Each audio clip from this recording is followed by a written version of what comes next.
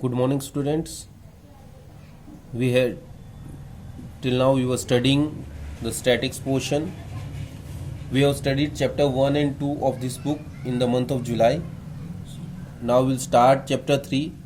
But before starting chapter 3, we'll have a quick wrap up of chapter 1 and 2 so that you can understand the basic concept if you have not go through these chapters in the month of July.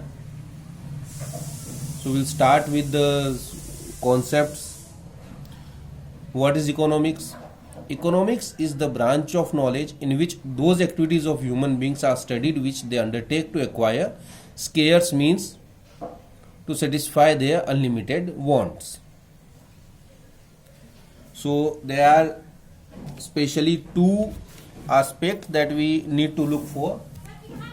These are the scarce means and the unlimited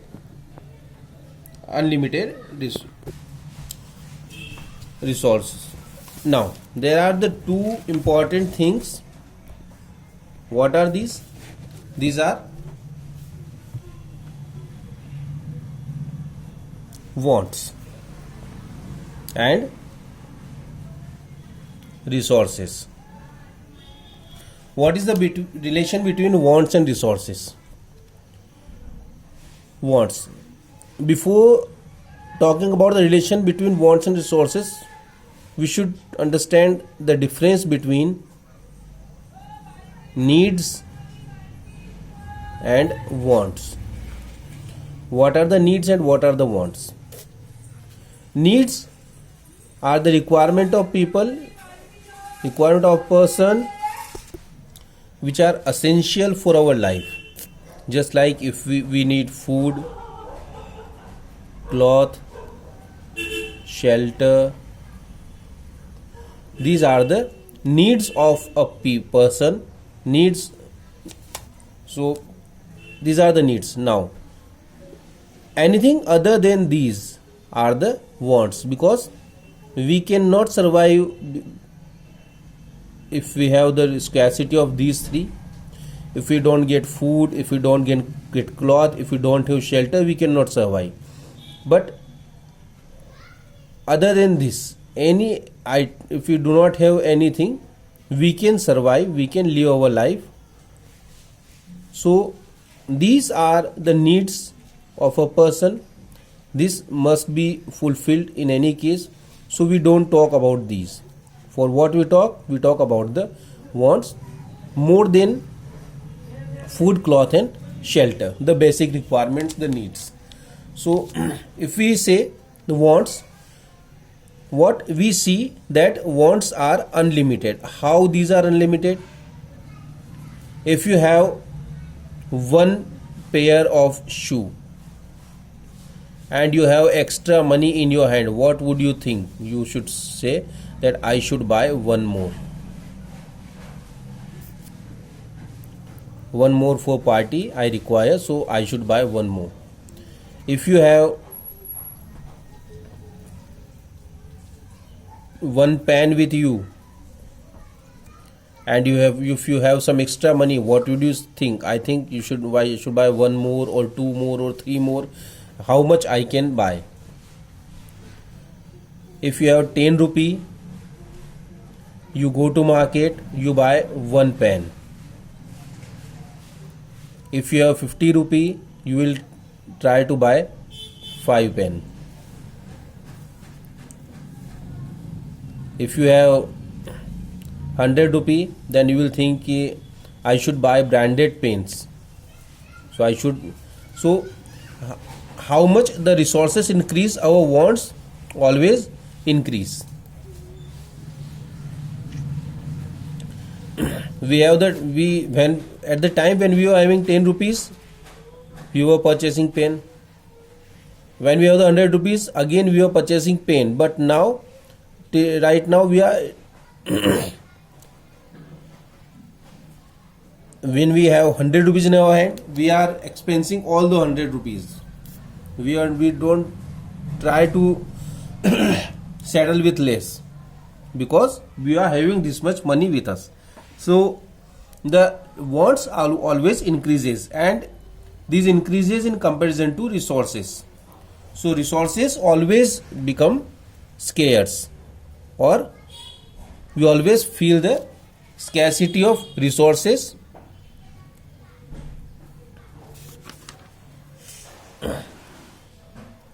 So this is a relation between wants and resources. How much resources we get, we have more wants than the resources. So resources are always scarce and wants are always unlimited. If we have one bike, as we are having the amount for only for the bike purchase for bike, when we get some more amount, we have 4-5 lakh rupees in our hand, we try to buy a car. If we have some crores of rupees, then we try to buy purchase helicopter. So this is how the wants increases. And our resources, it means money. Here we mean resource by money. So the resources are always scarce, and why these are scarce? Because we have the wants unlimited in comparison to resources. So when we see the relation of wants and resources, what we can say that now we have only one option, that is choice, because the resources are limited and we want more and more items. So what we need to do, we need to choose that what is more important for us, we'll go for that. Just like if we have gone to market, we have 100 rupees, now we are feeling hungry, as well as we need to buy notebook and pen. Now I am feeling hungry, so and I need to purchase a notebook and a pen also at the same time, and I am having 100 rupees. What would I prefer? If I am feeling that much hungry that I cannot survive without complete food, then I will eat complete food. Then if I am having the money remaining, then I will purchase the notebook. If I am not feeling much hungry, then I will go for the snacks. I will spend 20 to 30 rupees for food, for the snacks, and for the rest of the amount I purchase notebook and pen, because I am not feeling much hungry. So these are important for us. So this is how we need to choose between the wants, what we are having, and what we want. So choice is the most important part of the economics. So we can say scarcity of resources causes choice. Why do we need to choose? Because we have the scarcity, and choice means decision making. To choose, it means to take a decision.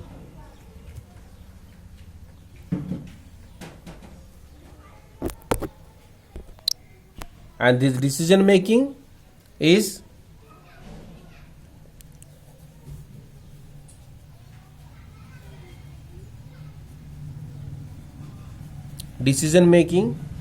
to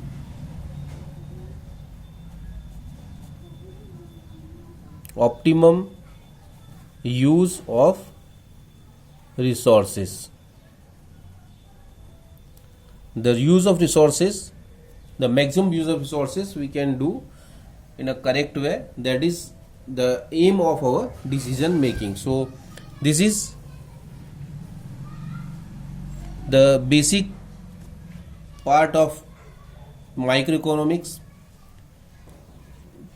There are two parts of economics. First one is microeconomics. There are two types of economics: micro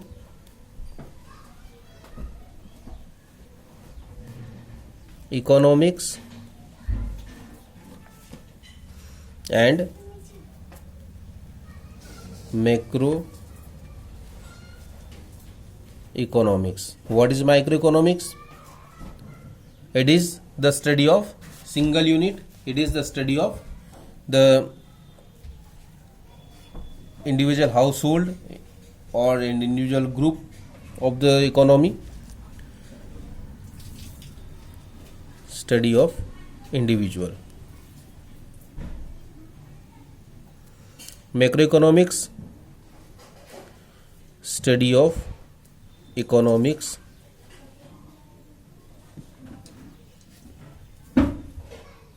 as a whole. Study of economics as a whole, complete study of complete economics. Then we have the positive economics and the normative economics.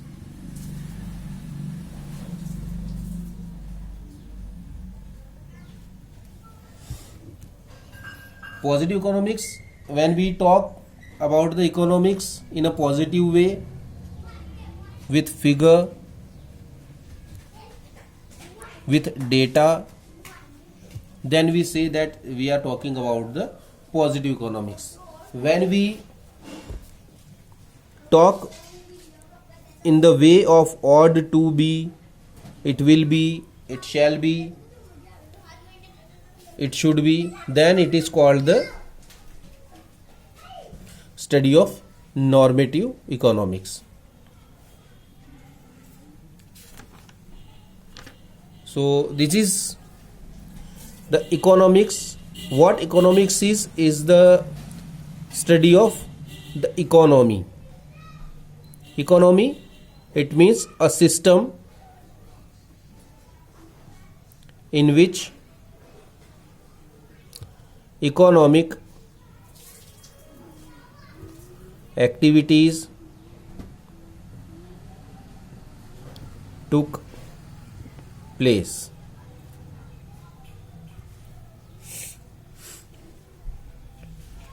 We have many types of economies, just like agricultural economy, in which the most of the people work in agriculture. Industrial economy, in which most of the people work in industries. We have the controlled economy,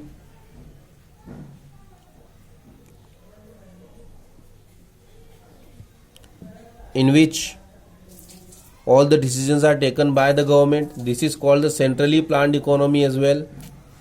Then we have the market economy. In this type of economy, the decisions are taken by the market supply and forces. This is called the free economy as well. Then we have the mixed economy.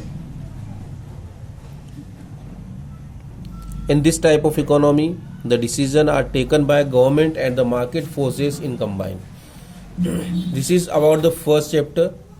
For details of all these topics, you should go through the videos which were sent to you in the month of July. All these are explained in detail in those videos, so you should go through those videos and you should study all these in detail.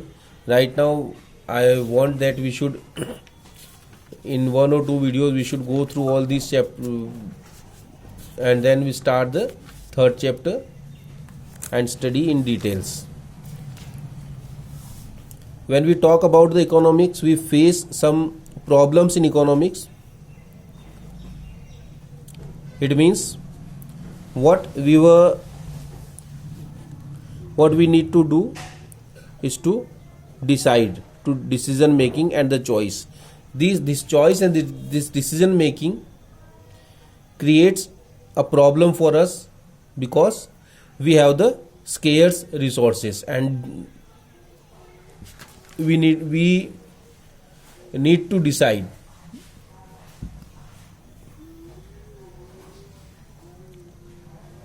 And what now we need to decide. So what we decide, it depends on three main aspect, that is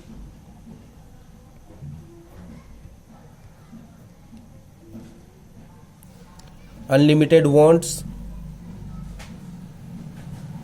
limited means, and alternative use. We always have unlimited wants. It means how much our resources increases, our wants increased with the same pace. At the same time, we have the limited means. It means our resources becomes limited in comparison to wants. And the most important thing is alternative use, because we have everything which we have in the economy has one or other use, so we need to look for the alternative use as well. These are the main reason why we face economic problems. What are these problems? These are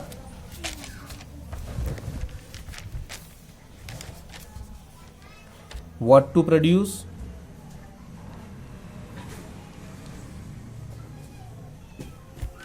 how to produce, and for whom to produce.